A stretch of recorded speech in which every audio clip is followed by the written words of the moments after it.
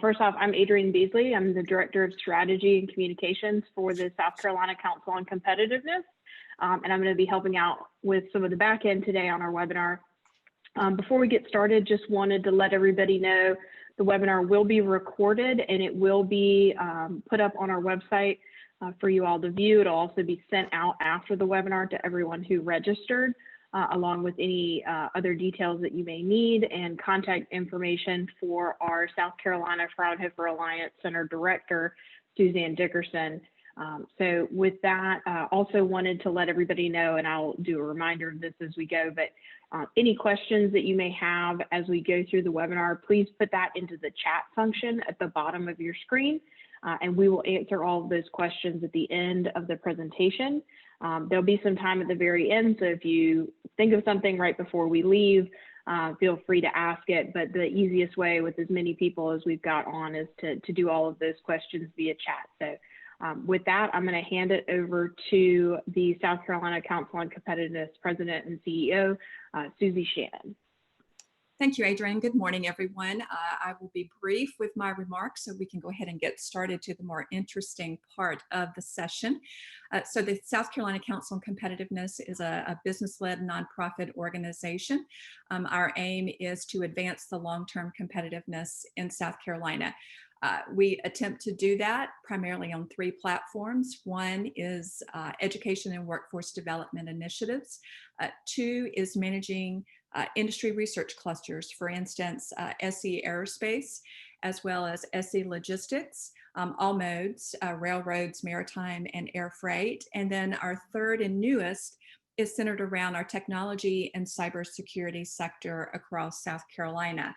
And then the 3rd leg of our work is built around actionable research. And so we were very pleased to be asked by Department of Commerce last year to help launch the SC Fraunhofer USA Alliance, working with our partners at Department of Commerce and our research universities and Fraunhofer USA, as well as our business corporate partners.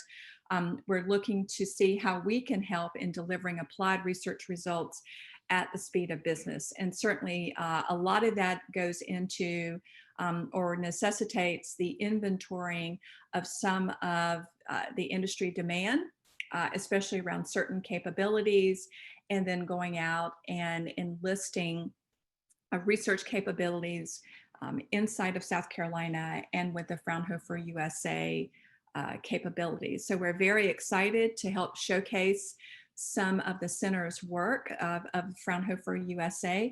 And so I'm going to hand off to Russ Zaris to kick us off and share a little bit more about how we're going to structure the presentations by the centers. Russ? Thanks, Susie. Really happy to be here. My name is Russ Zaris, and I'm the Marketing and Communications Manager for Fraunhofer USA. And today we're going to take a look at some of the various expertise that Fraunhofer USA has here in the United States. And then we'll also, I'll briefly touch on some of the expertise that comes from Germany and abroad as well. We really want to give you guys an overview of some of the capabilities that we have so that we can, spark ideas in you for what you maybe want as far as innovation goes. The great thing about the Alliance program is that there is this one-to-one matching fund set up so that if companies in South Carolina need help with innovation, they can go to the council and move forward on that quicker than they could on their own. So with that, the quick agenda for today, I'll be giving an intro into Fraunhofer USA, and then 3 of our centers will be giving basic introductions to the centers and their technologies, as well as some example projects to kind of show what their capabilities are. And those will be led by Dr. Marcel Schaefer, Senior Research Scientist at our Center for Experimental Software Engineering, Dr. John Albright, the Executive Center Director for the Center for Coatings and Diamond Technology and our Fraunhofer Midwest activities, and then Mr. Bill Masoglo, the Business Development Manager at Fraunhofer USA Center for Manufacturing Innovations. After that, we'll be fielding questions from the chat. So at any time, feel free to add those in and we'll get to them at the end. So let's start with Fraunhofer. For those of you who don't know, Fraunhofer is the world's largest applied research organization. And our goal is to quickly advance technology from the basic research level, basically what you would have at university, to industry. And so we want to scale these technologies as quickly and effectively as possible so that companies can get them and they can do, they can increase their business, and we were really trying to benefit society. The Fraunhofer organization was founded in 1949 after World War II. The German government decided that they really wanted to push their economy through advancing technology. And so they set aside some research money to begin small there. And since then, the organization has grown dramatically. Globally now we have about 28,000 staff, mostly scientists and engineers, and we're doing a little over $3 billion a year in research, and all of that research is applied. We're really trying to, as Susie said, do research at the speed of business. There's commonly this innovation gap all over the world, where university professors tend to have great ideas, and the technology tends to die there, either due to lack of funding or lack of expertise required for full-on scale-up. Industry, on the other hand, tends to invest in I would say, more problem-solving or applied research problems, but they don't really ever connect the two dots, and that's really where Fraunhofer's bread and butter is. So we're really trying to address these problems kind of holistically. There's a broad area of expertise, and we'll look at that today. But every facility that Fraunhofer has around the world focuses on a different area of research and complements each other so that companies of all sizes can work with us. This is what we currently look like in the United States. We have a number of facilities located basically in 3 regions. You'll hear from our Midwest region today, the Center for Coatings and Diamond Technology. In the Northeast, we have the Center for Manufacturing Innovations in Boston. And then we have our center, our Mid-Atlantic Center, which specializes in software and life sciences in Maryland and Delaware. And then we're working on setting up a new office in South Carolina to continue the work that we're doing with the Alliance. So worldwide, Fraunhofer has grown quite a bit, and it's basically just a bigger version of what I just showed for the US, and that we're in about 80 countries now, and every facility around the world researches something different and tries to apply those technologies for industry. In Germany, there's about 74 institutes now, and each of those is broken into different groups for expertise, and you can see those listed on the right here. Each of these areas has a corresponding research field in the United States as well, and so that we're really trying to connect the US industry, universities, and government research with this global expertise. And like I said, what we're trying to do is help businesses do business. We're really trying to help industry companies push forward, become more efficient, adopt technology faster. And historically, we've always worked with small and medium-sized enterprises, but that being said, we also do quite a bit of work for very large companies as well. And we're very flexible with how we approach these projects. So it really doesn't matter what size company you are, we will be happy to work with you, and we will look at whatever problem it is that you have. So with that being said, I'm looking forward to hearing from the rest of my experts today. And if you have questions about the Fraunhofer model or any of our technologies in general, you can put them in the chat. But with that, I'm going to pass it off to Marcel Schaefer from our Center for Experimental Software Engineering. Marcel? Yep. Hi, everyone. Can you hear me? Yes. Let me share my screen. It allows me to.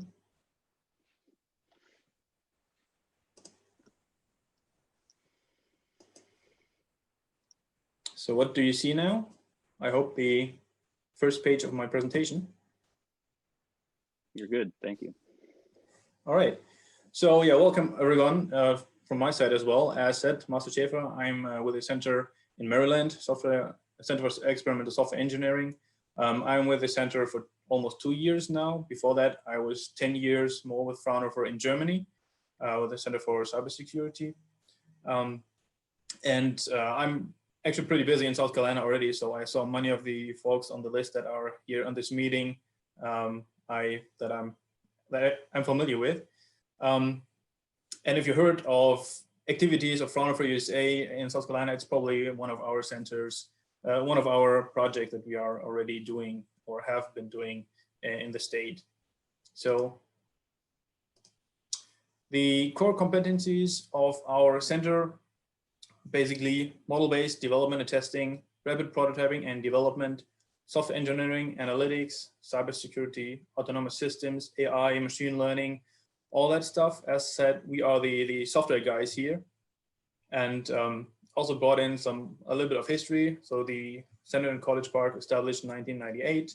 We are affiliated with the University of Maryland. So all centers are affiliated with the university. So our center director is a professor at University of Maryland, and this holds for all other centers as well.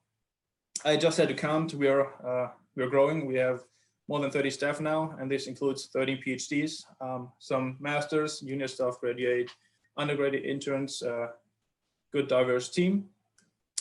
Do extensive work with all fields of business, basically. I bring two examples of projects that we already did within South Carolina. The first one here is a creativity workshop, Fraunhofer creativity workshop, or Rapid Innovation Lab. So what we did is we worked with a big auto manufacturer to help conceptualize quality improvement technologies and methods for their assembly line. So what did we do? Together with our partners from Clemson and UFST, we organized a workshop with a goal, a 2-day workshop with the goal of a zero defect assembly.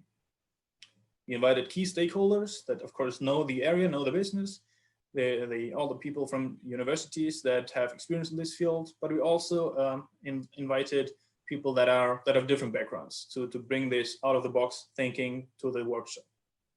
So we generated in total like over 300 independent ideas, all kind of independent, working more or less. Then we evaluated these ideas over the course of the 2-day workshop, shaved it down to the most promising 3 ideas, and built these as prototypes.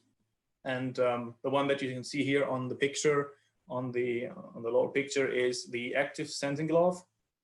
That's a pretty nice example because you usually wouldn't think of any improvement that looks like this. What we did is, or what the problem was, to install cables, wires to cars or together, and especially for where there are pieces that you can really access easily. And this glove helps because it has some sensor, it gives haptic feedback. So whenever the worker is installing this cable, you will get a green light on the other on his other arm where there's a smartwatch telling you, okay, this was installed correctly. And this was pretty well, much quicker, and especially the kind of going towards zero defect assembly, because the least thing you would want to have is the car that rolls out of the factory and 30 miles afterwards it breaks together, right? So this is one idea, but it's only one concept. This workshop is applicable to whatever problem or goal you might have. It's comparably cheap as first step of paving your way to solving a problem or improving a process, whatever is on your mind. The second example is another project, and I saw the team is also in this webinar today. It's an ongoing project, but so far it's a success already. This is in the aerospace industry. So again, we teamed up with UFST and Clemson, and on the picture you see an AFP machine.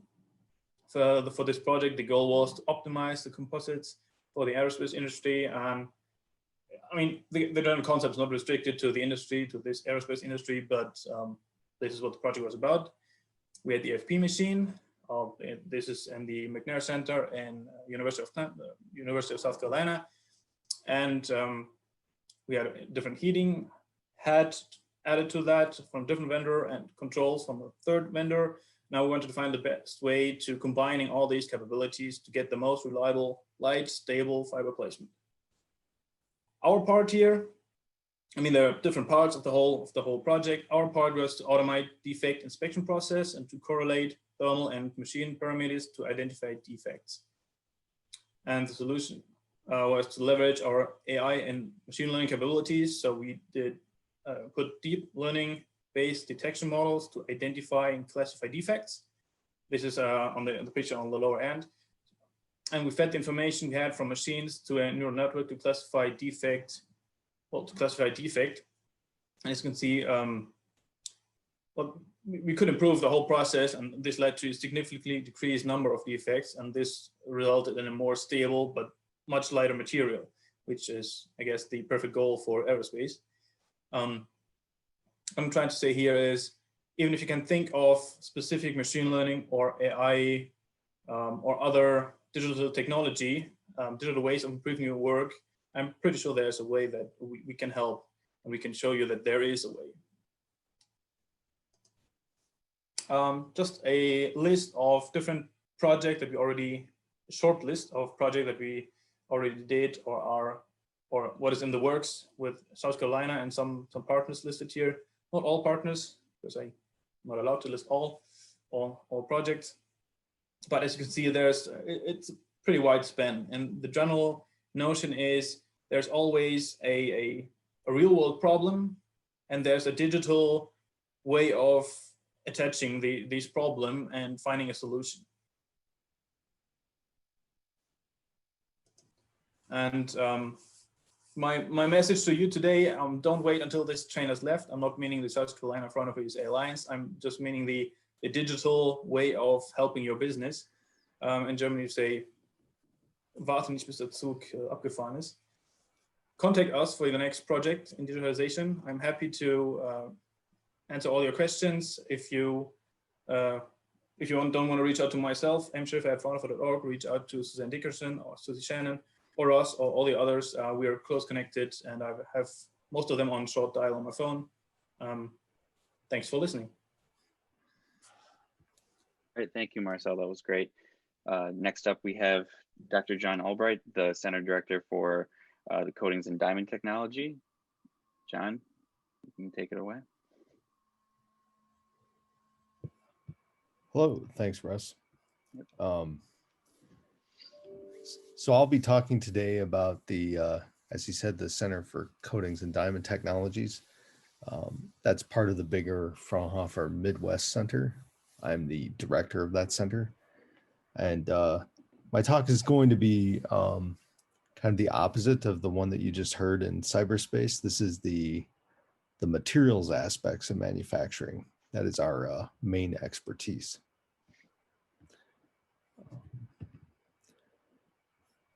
So on this slide, I show some of our core competencies.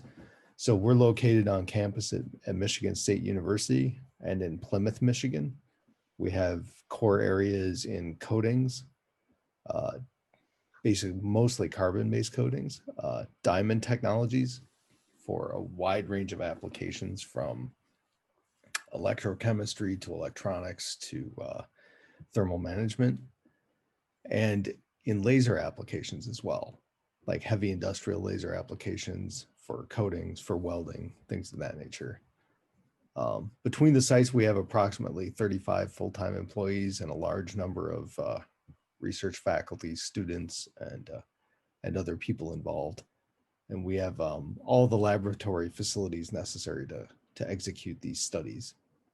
On the top, I have a picture of some of our diamond technologies. This is a range of the applications that I just mentioned. On the bottom, I have a picture of a variety of coating technologies, and this spans a huge range of activities. As you can see here, there are, in the upper left of this section, there are things like drill bits, all the way down to the lower right, where we have applications in optical coatings for window coverings and energy applications. So I'm going to give a specific example today of a study where we helped industry with a wear application that I think you'll find interesting. So we address a large number of markets. Materials are obviously important across a range of activities. We have a lot of work right now in the water market. You may have heard of these forever chemicals, these PFAS chemicals that are everywhere from decades of use in fire retardant chemicals like foams which are used all over the place, from military facilities to almost everywhere in the public sector, up through if you have a non-stick pan that was created prior to 2016, it probably was processed using these chemicals. So it's a really big deal, and we have electrochemistry in that area. We have a lot of work in coating for friction reduction for engine parts and in the automotive and aerospace industries.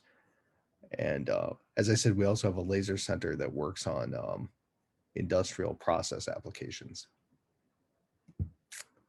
So the example I want to give today is on precision forged gears. This is with a large business, Meritor, and they make significantly many parts for drivetrains of defense vehicles, for military vehicles. And as part of that process, they have to make hot forged, precision manufactured parts like the ones you can see here in this picture. And I'll explain what hot is in a minute. But basically the idea is that these have to be processed. And this is a very, while they know how to do it very, very well, this was an incredibly expensive process for them to perform. And through material coatings in the processing technology, we've been able to make great strides for them. So here's kind of a summary of a study that we did. So the hot forging is operated above 1,000 centigrade. So essentially a punch, like the one pictured here on the right. And the bottom of that punch is affixed into a harness that, and the top of the punch is what punches out the center of the gears that you can see here.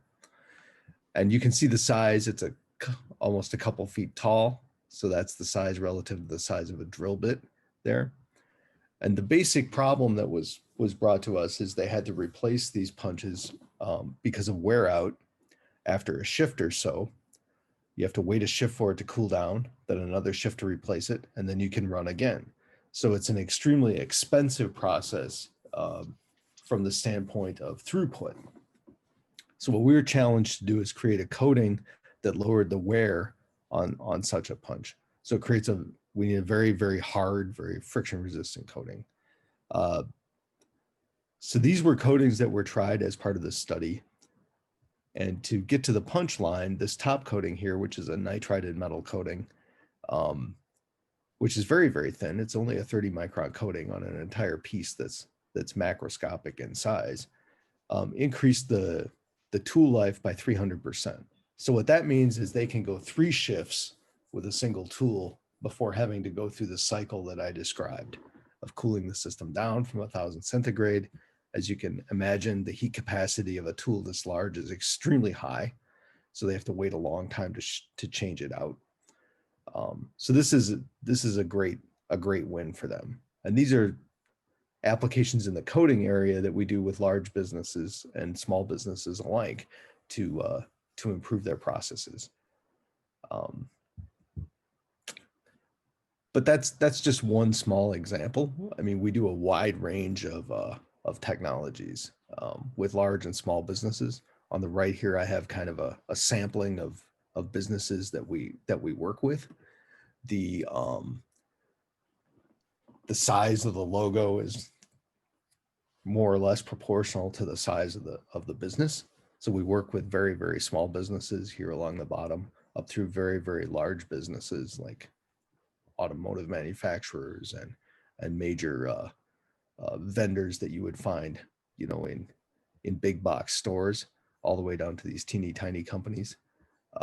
As I said, we do a wide range of coatings for a number of applications. I didn't talk about it specifically today, but we also have significant work in diamond materials and creating things like boron doped diamond electrodes and everything from sensors to power electronics.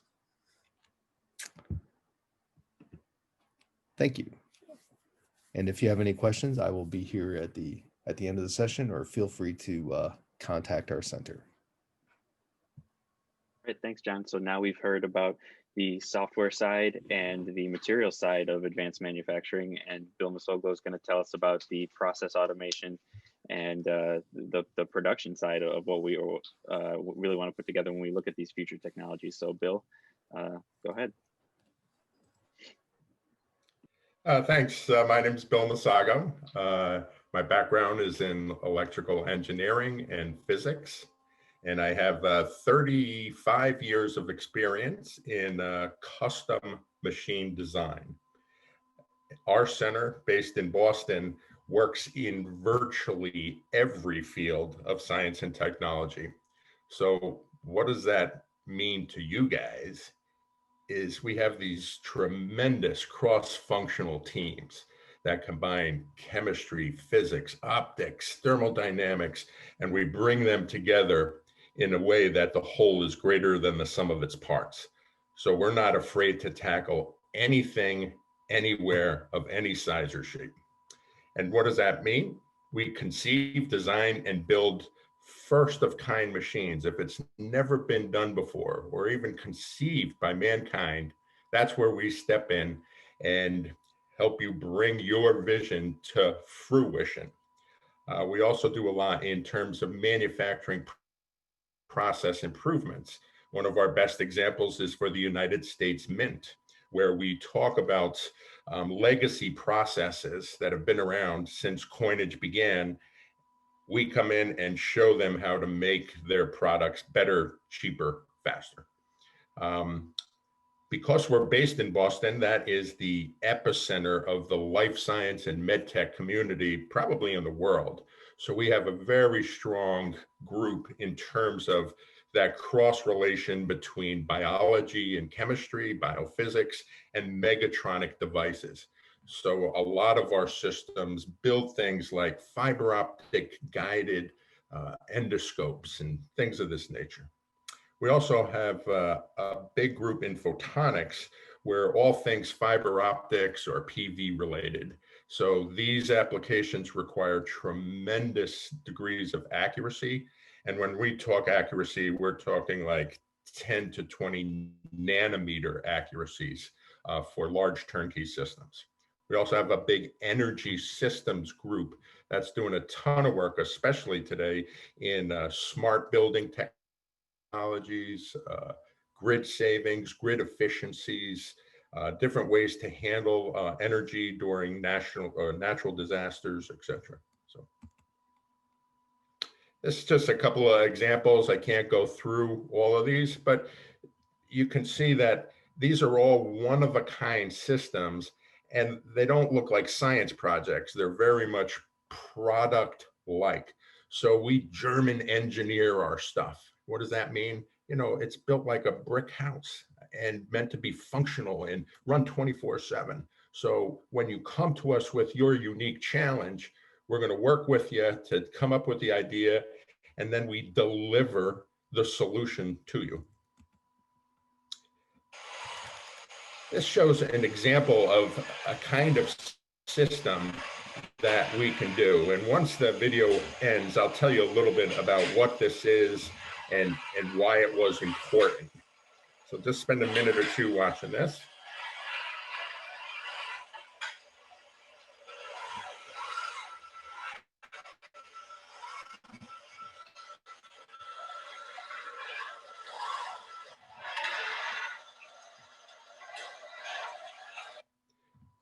So why is that an interesting video? And I hope it's interesting to you, because what that process or project did was to accelerate natural selection.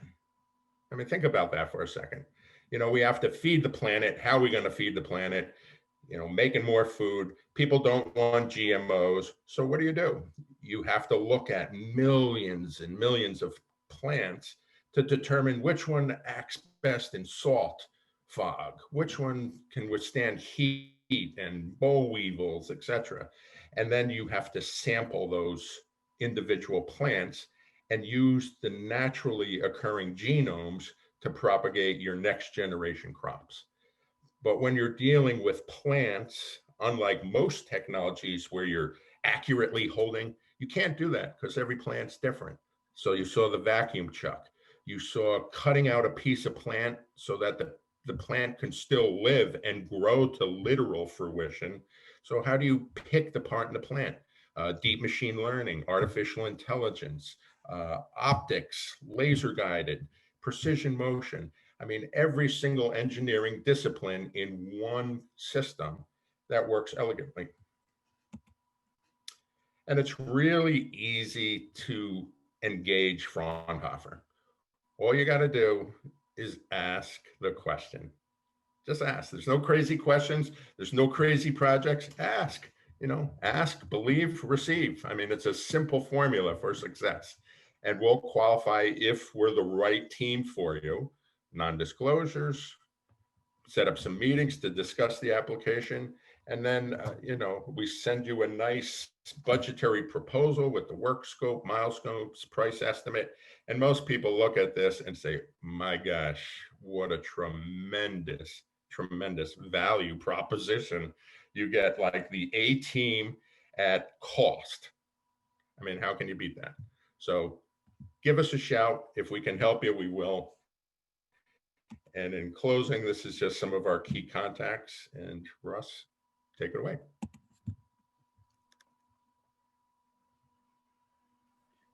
All right, awesome, Bill, thank you. So that concludes the presentations from our centers. If there's any questions, please put them in the chat. Adrian, have any come in yet?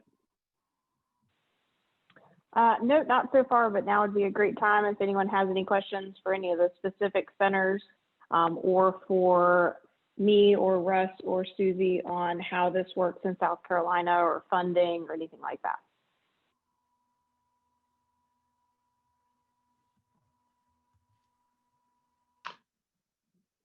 Yeah, my name is Jonathan Dawley. I'm the CEO of the Keon Group. We're located in Somerville. I sent a note specifically to Russ already with some specific items of how we could engage. We're currently onshoring production from China and looking to expand our production facilities here and looking to do that in an automated fashion. So we're working with organizations to help us get that done. And perhaps there's some advice that we could receive through this.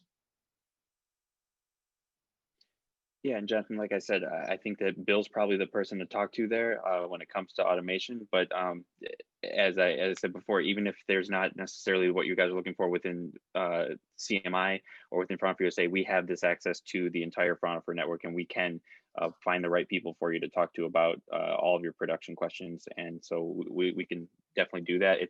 This is always a question that comes up with people is where to start. And like Bill said, it's just to start this conversation. So just ask and we'll go from there. Bill, do you think you can comment a little bit on some onshoring discussion? Yeah, I mean, we were instrumental. Some of the early adapters of lithium ion came right out of the Boston University incubator across the street from us. So we have a lot of experience from the raw materials, like even dealing with lithium and different techniques for creating the initial battery packs to weldments and supercapacitors and stacking and on and on. So there's a lot of capability in that particular space. More ongoing. You're seeing a lot of people coming out now. I can't tell you about some of the projects, but just think supercapacitors, ultra capacitors, and like connectivity for big storage devices. I'll just leave it at that, all the way down to the little stuff. So you've come to the right place. Again, ask the question. I think you'll be glad that you did. So. Thanks, Jonathan. This is Susie Shannon from the council. Tony did present a question regarding opportunities and the eligible entities to pursue project ideas. We are looking to make the South Carolina companies more competitive. So the matching funding opportunities are available to firms that have a South Carolina presence. Presently, we are focusing on 3 primarily the focal areas. One is the Industry 4.0 technologies, 2 is telehealth, and 3 is cybersecurity. And so if you're familiar with South Carolina's economic ecosystem, that pretty much touches almost everything across the state. Pursuing a project proposal idea is very simple. We've been trying to make sure that this process is not complicated. You had some information included in your invitation. It was also on Russ's last slide with respect to our day-to-day director, Suzanne Dickerson's contact information, and then she can follow up with you. We're also going to be including this information in a follow-up email. The application process is fairly simple, but it is important to work through us to help flesh out what that application project proposal idea would look like. Currently, there is a one-to-one match, fund matching requirement. So if you're wanting to pursue some of the dollars that the South Carolina Department of Commerce is allocating for this program, then there is a one-to-one match requirement. Susie, thanks. This is Adrienne. Sorry to jump on you. I wanted to follow up on Tony's question on research being done with a firm that has a South Carolina presence, but that the research may not actually be happening on the ground in South Carolina. Correct me if I'm wrong, but that would still qualify, right? As long as it's a company that has a South Carolina presence, that application could go forward. Is that correct? If we can directly implicate a South Carolina firm benefiting and potentially scalable technologies, then yes. I did just now see Tony's follow-up on Boeing, South Carolina, or working with Boeing. I'm presuming, Tony, that you're talking about a project that would benefit Boeing, South Carolina, or would benefit a South Carolina firm in some respect, or implicate a South Carolina firm.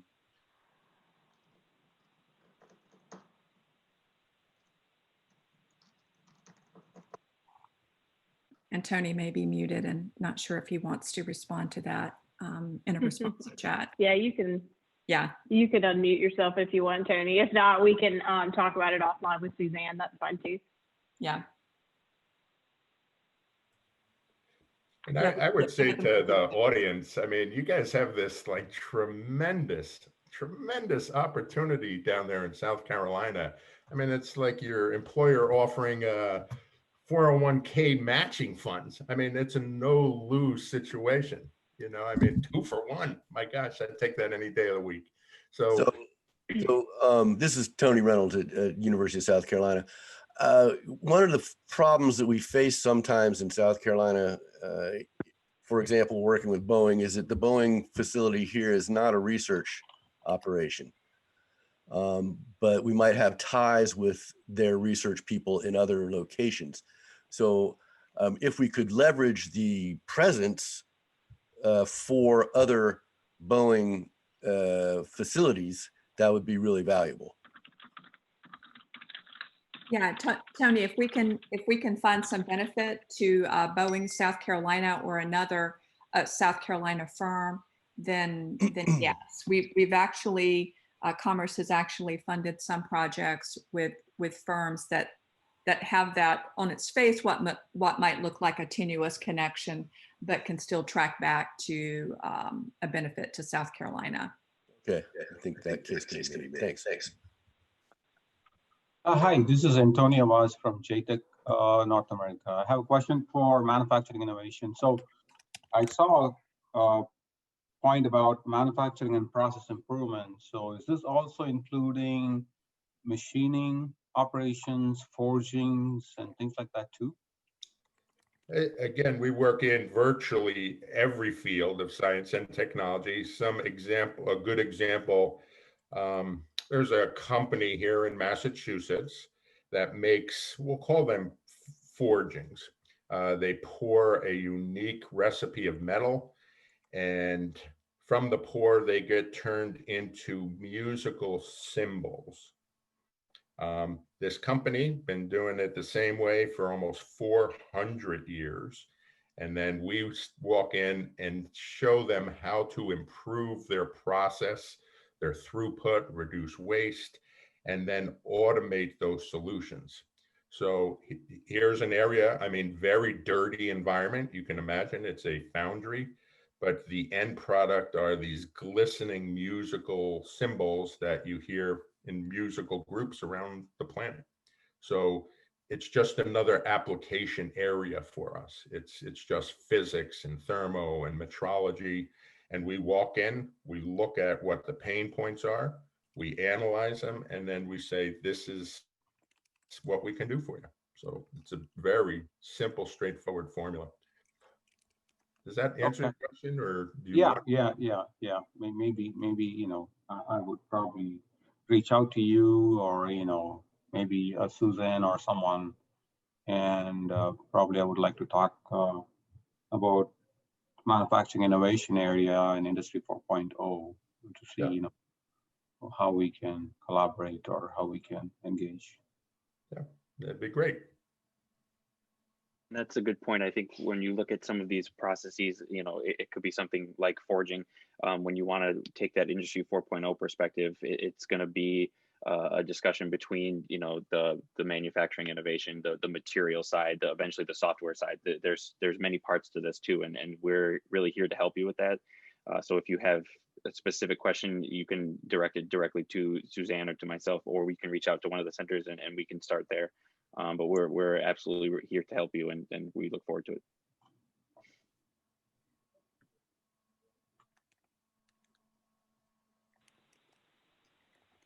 So we had one question come in from Paul. Paul, do you want to ask that over, I know it was having to do with batteries. Was that answered in a previous question that was asked and answered, or is there something else that you'd like to ask?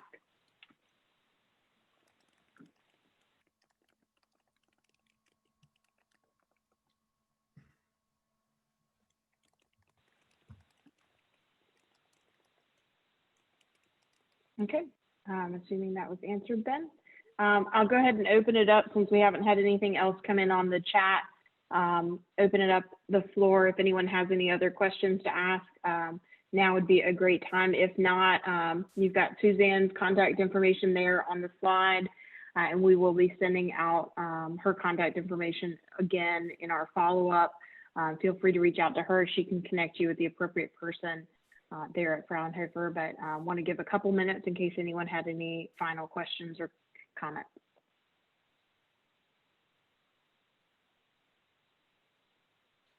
So we had one question that maybe you or Susie could answer, and it says, could someone from you guys address what qualifies a project for funding? So basically, can we just look at you know, the process a bit for how a project applies, and then move forward?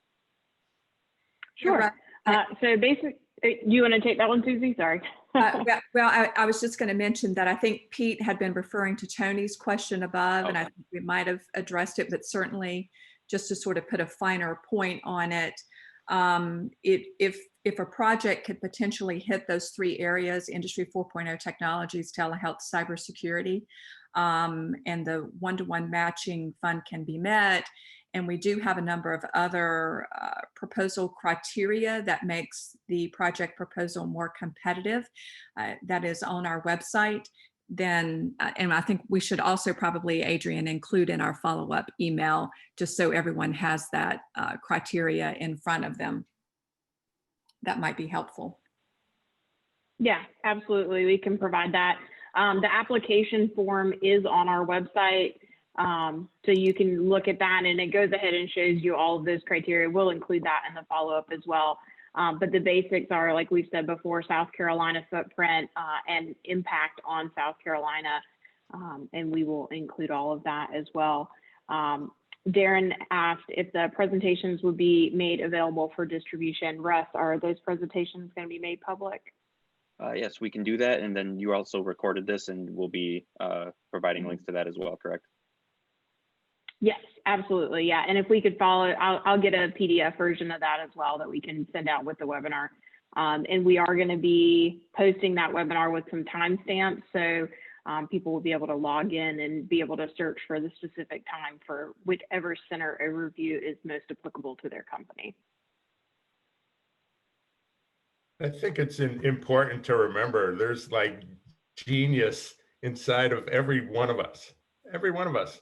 So if you're walking through the park, walking the dog, making Thanksgiving dinner, and you come up with a really crazy idea for improving your company's position,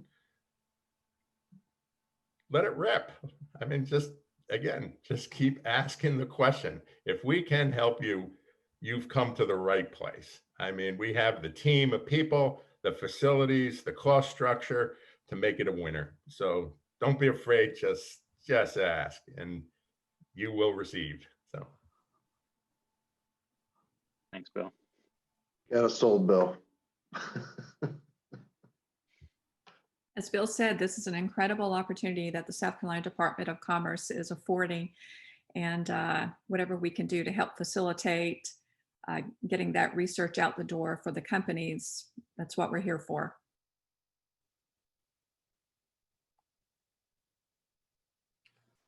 This is Pete O'Neill. I'm with Fraunhofer in Maryland. I just wanted to say I've been with this with Fraunhofer here for about 4 years, but my last 20 years I've been working with state government and particularly commerce departments. And I have to say, any state would drool over having an operation like this and being able to offer industry something very, very tangible. This doesn't come along very often. It is Fraunhofer's intention to replicate this program across the country over time. And South Carolina has been our kind of our test lab. It's a very successful one, I'd say, but you've got a governor and a commerce secretary and a team of folks, both within commerce and across these nonprofits and the SDCC, who are all dedicated to seeing this program thrive. And it got off to a bit of a slow start because we're all learning, but here in year 2 or 3, I can see it's really beginning to take on some momentum. And I would encourage those that are thinking about it to please contact the folks that are sponsoring this program today and talk about the possibility of taking advantage of the program. While it lasts, we hope it'll last for a long time, but no guarantee about that. So I would strongly encourage anybody listening who's got an idea they want to germinate with some very talented people to please do so. All right. Any other questions, or Adrian, you want to wrap it up? Sure. Yeah, I think that's all the questions that we've got. Like I said, if you have any follow-on questions, please get in touch with Suzanne, and we will be sending out some follow-up information at the end of this week. Just wanted to say thank you guys very much for taking the time to be with us. Thank you to the Fraunhofer Alliance folks, Bill, Marcel, John, and Russ for attending and showing what you guys have at your centers, and look forward to working with you all more in the future. We are really appreciative of all the time, and like I said, have a good rest of your day, and thank you guys again. Thank you. Thanks all. Opportunity. Thank you, everyone. Thank you. Have a Bye-bye. good weekend. Bye.